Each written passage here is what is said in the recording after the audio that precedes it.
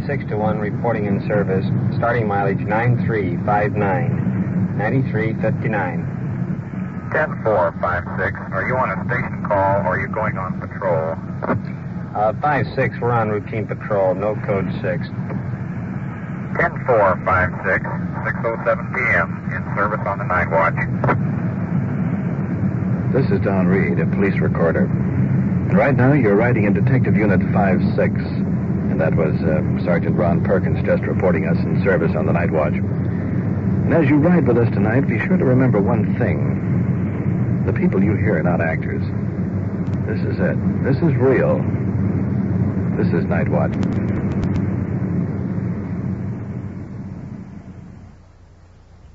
Nightwatch, the actual on-the-scene report of your police force in action. There are no actors, no script. Every voice, every sound is authentic. The investigations are recorded as they actually occur. Nightwatch, presented with the cooperation of the Police Department of Culver City, California, W.N. Hidebrande, Chief. We switch you now to Detective Unit 5-6, somewhere in the field, and police recorder Donn Reed. 5-6-1, come in. Control 1 to 5-6, go ahead. 5-6, on the corner of Georgia and Sepulveda, we have a traffic accident here. You send a uniformed car down, we'll advise if an ambulance is needed. 10-4-5-6. Just a split second ago, a car going in the opposite direction seemingly lost control and smashed broadside into a parked car. Now, we've gone by the scene and are waiting now for a break in the traffic so we can flip a U-turn and get back there. Just looking back, the highway is crowded with traffic, people running. There's dust and smoke is still settling between the cars. Like all accidents, it happened so quick we just glanced up and there it was. Yeah. Flipping that turn now. Now we made it. Well, this is a detective unit. We don't have any red light. Normally, as a matter of fact, we don't even handle traffic, but we sort of inherited this one, so to speak. That is until the uniform car gets here. Here we are. Now we're sliding in behind.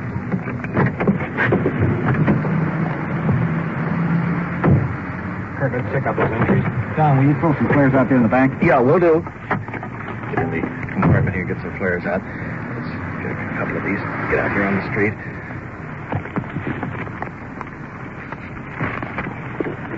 Get these flares out here before someone piles into the back of the car. We'll really have a mess out here. It's right on the curve. Kind of a dangerous spot. So while we're getting these things started, Sergeant Perkins and a couple of citizens are carrying a young woman out of the car, laying her down on the sidewalk. I see the sergeant hustling back to the car. Let's get over there and see what that's all about. 5-6-1, TA at Georgia and Sepulveda. We need an ambulance. 10-4-5-6, ambulance will roll. Heard that, Perk? Haven't checked it out yet, Don. Let's get back over there. Yeah. Woman lying on the sidewalk. Citizens giving up a coat for a pillow. White-faced. Gasping for air. No. Fainted she? She was complaining of She had a heart attack. heart attack or something like that. Now, she had one right here, and I threw the blanket around and put a pillow underneath her. All right, I'll tell you, we might work that down a little bit, get some blood up in there. You gotta put the jacket just underneath her head here. I'll get an inhalator down here. Get another jacket. Let's get back to the car now. 5-6-1, request the inhalator at this location. The person's had a heart attack down here. 5-6, roger. Rolling in. Another one of our units coming over here. Comes the uniform car coming in to assist. Our officers now are throwing out flares. The traffic stopped.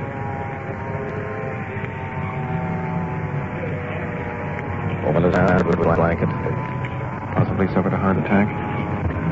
The car apparently lost control, smashed into a car along the park curb. Cars are completely accordioned, if there is such a word. Put it mildly, they're smashed up. Apparently this woman has fainted. 5-6, inhalator rolling. Let's acknowledge that call. 5-6, 10-4. Let's get back to the victim lying here in the street. Anybody have any blankets? I got this blanket's all I got.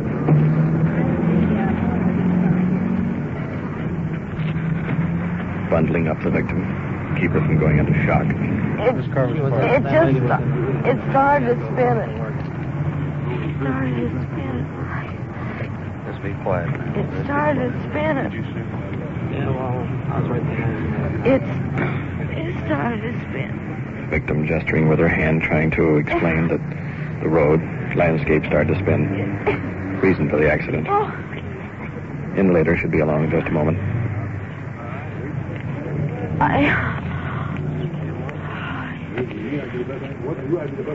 She just fainted again, sir. Way off in the distance now, I can hear the wail of the siren of our fire department inhalator squad rolling. Rolling in now. I'm not sure whether this is the inhalator or the ambulance. Difficult to tell from here. It's just a blur of red lights.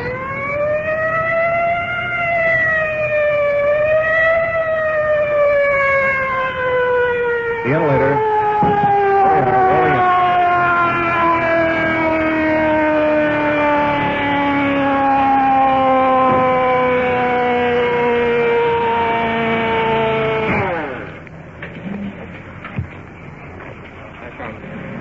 Equipment is moving out now. The firemen are manning the oxygen. Now they're applying oxygen to the victim here. Officers moving everyone back, give the firemen an opportunity to do everything they possibly can, get oxygen to this young lady before the ambulance arrives. First, we don't have that inhalator, that rescue truck turned down a little bit. Turn it down, Okay, bring it. While we're waiting for fate, I'll put it on inhalator. Had been using the resuscitator. That forces the victim to breathe. Since she is conscious, switching over to inhalator. That means she can inhale the oxygen on her own. I know. It's all right. Just don't worry about anything.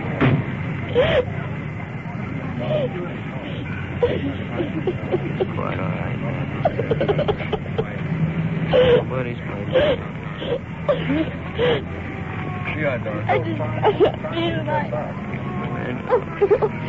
Ambulance rolling in. You all right now? Yeah, I will. Okay. I know. Get out of the street. Got ambulance in there.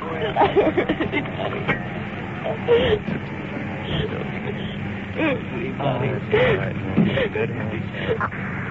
Ambulance crew sliding the victim on the stretcher.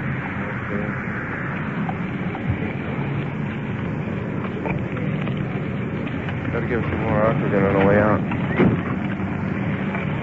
Victim's passed out again. Hurriedly putting her into the ambulance. Get her to the oxygen again. Ambulance taking off. A look in the back of the ambulance out here on the street. I can see them quickly applying more oxygen. The oxygen mask is on the victim. So, there they go. Chuck, you fellows can finish up the report here. I suggest you contact her family.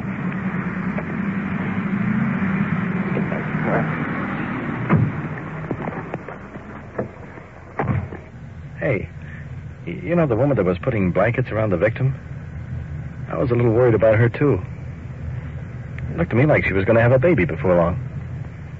It's a good observation, Don. You keep it up, you're going to make Detective Bureau yet. 5-6 to 1 on that TA at George and Sepulveda. 5-1 will handle. We're clearing back on patrol. 10-4, 5-6. 5-6, stand by.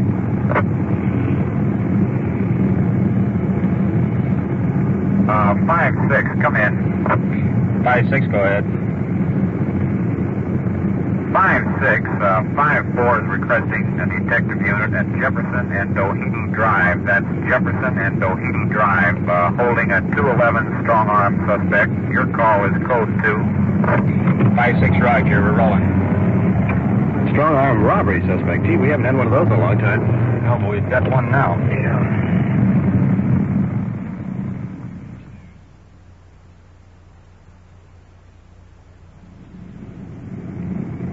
It's been about a 10-minute run down here. And the location of this scene should be, just about the next corner. In fact, that's it directly ahead. There's a crowd gathered along the sidewalks. The flasher lights of one of our uniformed cars right here in the street. We're moving in behind. Here we are. Here's a quick picture. Leaning against the police car, a man covered with blood. In the back seat, suspect handcuffed. Officer Ted Krause coming over. His partner Blumenstein guarding the prisoner. Let's see what it's all about. Hidebrande was beating up this fellow in the front seat. They had a pool game, and the other fellow waltzed on the bed, and he ran out of the place, and he trapped him here in the corner. Got on top of him, and he was beating him. When we came up, he was on top of him, just beating him with his fist. The guy's all full of blood. He's cut up inside, too, I think. No. Going over to the car. Let's check the suspect accused of this beating. Big fellow, young, 18, 19 years. Strange, weird look on his face. He talked me into playing pool. You know me. You know how much what I play in there. I never played pool in my life. 2 times in my life I played pool. Isn't that right? I'm always playing billiards, snooker, or golfer. Isn't that right? He talked me into it, and I said, for nothing. I started playing with him, and he talked me into playing for $5 and a dime. I played him. I beat him. He didn't even pay time. He just walked out. The man that owns the place ran and caught him right there. Got the money from him. I turned him around to get the money, and he swung on me. I swung on him. He swung on me. Like I don't go around looking for no beef. I don't look for no trouble. But when it comes, I'm game.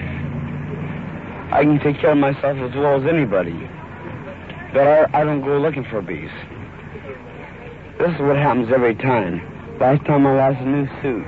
Going around to the front. Suit that I couldn't afford. Here's an added note. Oh. The first impression that the suspect had been drinking. However, there's no alcohol on his breath, despite his somewhat erratic manner. And here's the victim leaning against the fender. Short, heavy build, white shirt covered with blood. Face severely cut. Have you been drinking anything?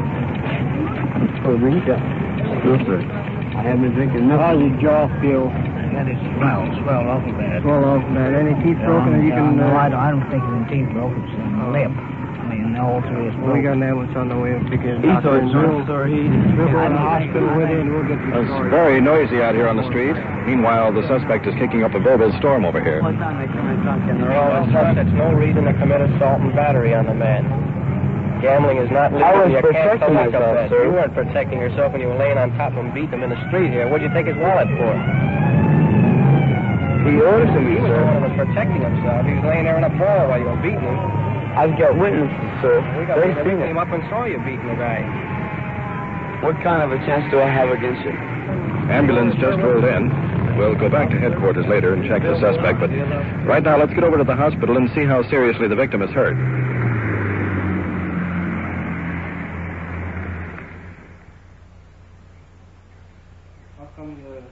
We're in the operating room here at the hospital, and the victim is stretched out on the table. Background, doctor and nurse preparing instruments. The uniformed officers are taking the report. He knew that to begin with, see. I didn't. I told him I'd just pay for the game, just for the fun of it, see. Did you pay for the games? Yeah, I paid for You him. paid for his games, too? Yeah, paid for mine and his. Just scratch pool. Mm-hmm. I never bet him a nickel. I never made a bet with him. Not one. Have you had a drink tonight? No, I haven't had a thing to drink. You haven't had a No, thing? I never drank anything. Oh.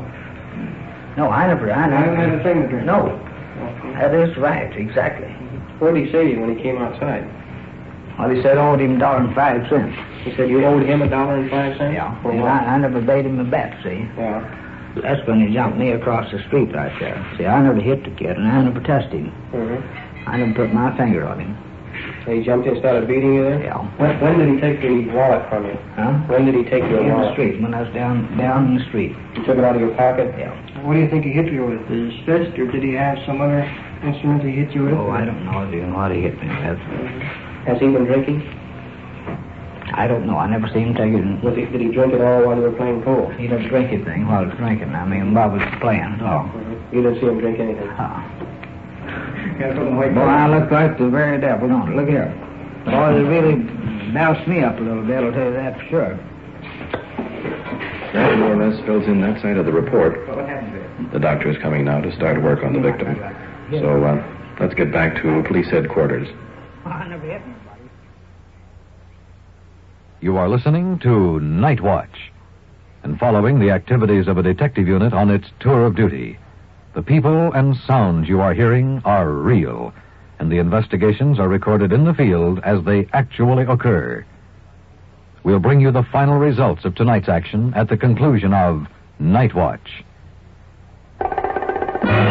CBS Radio. I like it best. Radio. I like those CBS radio shows. If you're sitting at home, if you're out in the car, CBS Radio's where you are. CBS Radio.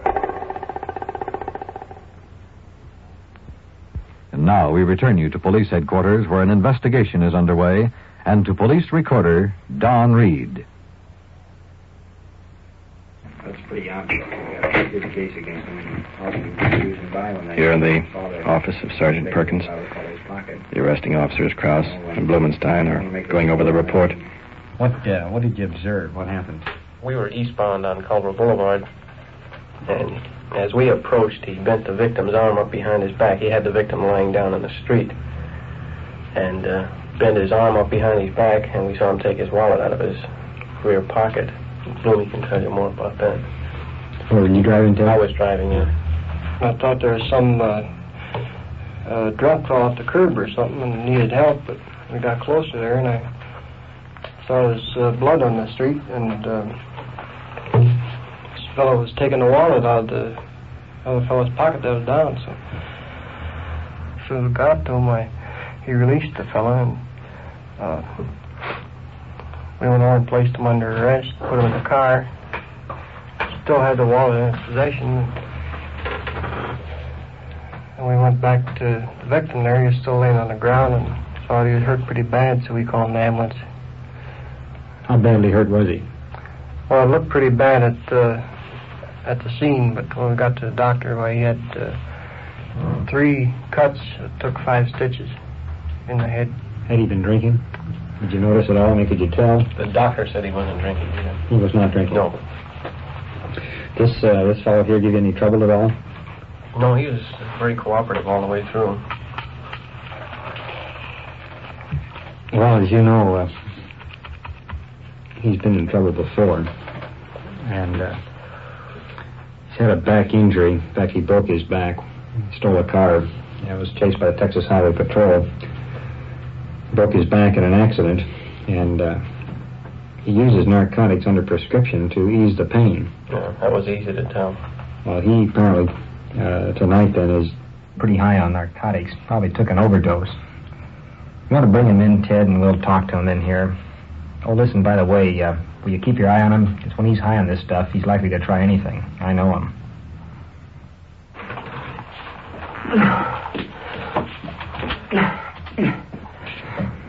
Coming through the door, the suspect, tall, husky, eyes glassy, staring around the room. To start it off, Mr. Perkins, I'd like you to help me out. Look, if you're trying to make a deal, forget about it. You said you had something to say, so keep on talking. To start off with, some guy has to be in a playing pool. He says, why don't we play 50 cents a game and 10 cents a scratch?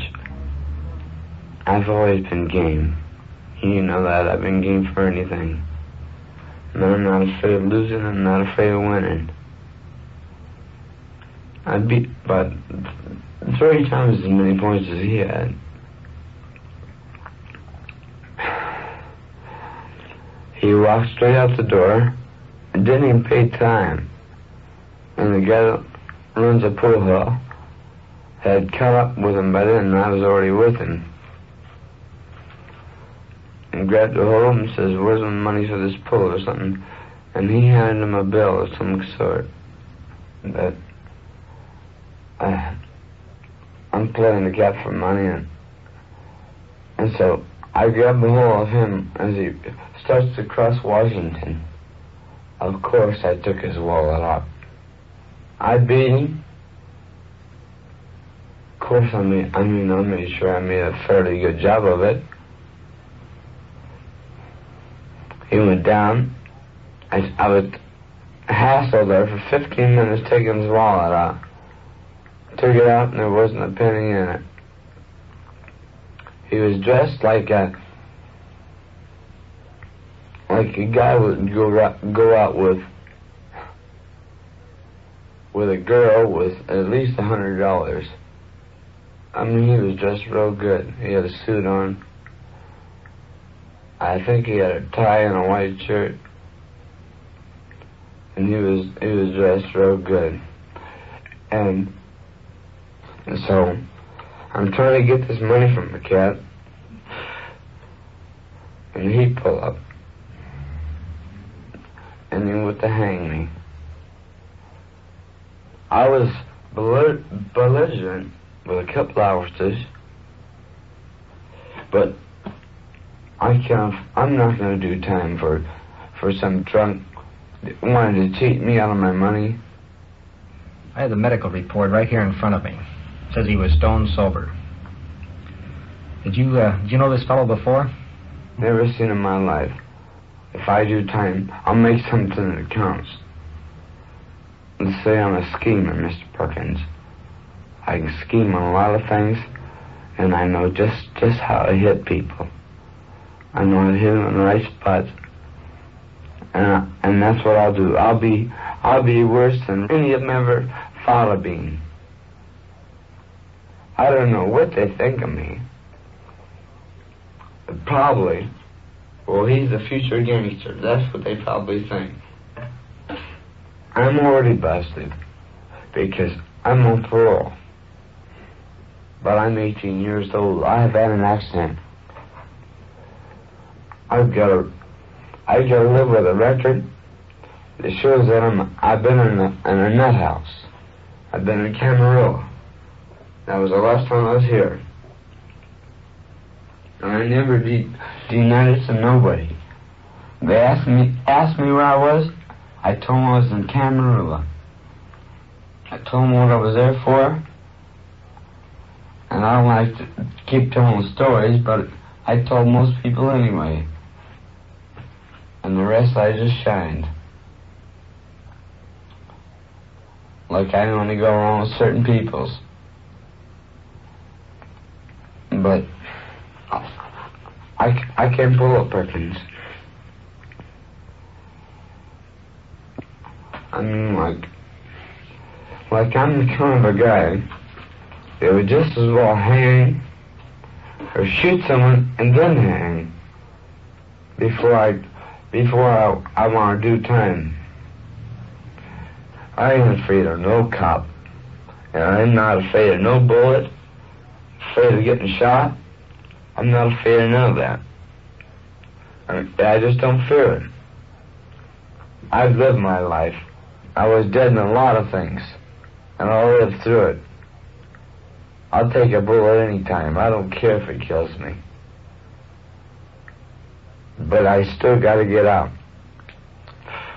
I don't go around paying attention to people. To me, people are something to goof on. I look at them and I laugh. I've been straight with you a long time, but still you're a cop. You gotta face it. You're a cop. Everybody in the state hates you but me. But I don't trust nobody, Perkins. Nobody. Nobody, my mother and dad. Okay, you've had the floor for 10 minutes. You said nothing to change my opinion. We've given you plenty of breaks in this department. Ted, you want to take him out and book him on suspicion of strong-arm robbery?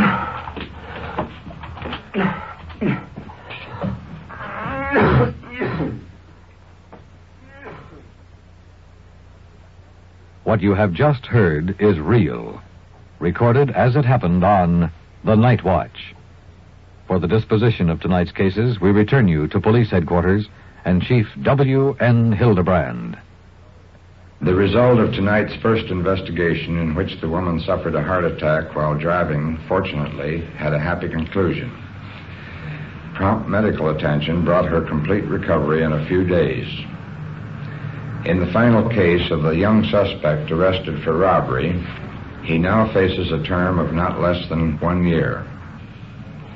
My department, like any other law enforcement agency, consists of many sections and many types of police units. So that you may follow the activities as they actually occur, we have assigned our police recorder to Detective Unit 56 on the night watch. What you hear is only a small part of the activities of any department. Throughout the nation, cities large and small have Detective Unit 56s, juvenile cars, traffic cars, felony units, all rolling day and night for your security. It is our purpose to show you the real problems facing your police officer in your city and the part you play in making this an effective organization. This is the reason for Night Watch. Thank you, Chief Hidebrande. You have just heard on-the-scene reports of your police force in action. Every voice, every sound has been real. Night Watch, brought to you through the cooperation of your police department of Culver City, California, is produced by Sterling Tracy and Jim Hadlock, with technical advice by Sergeant Ron Perkins, and is described in the field by Police Recorder Donn Reed.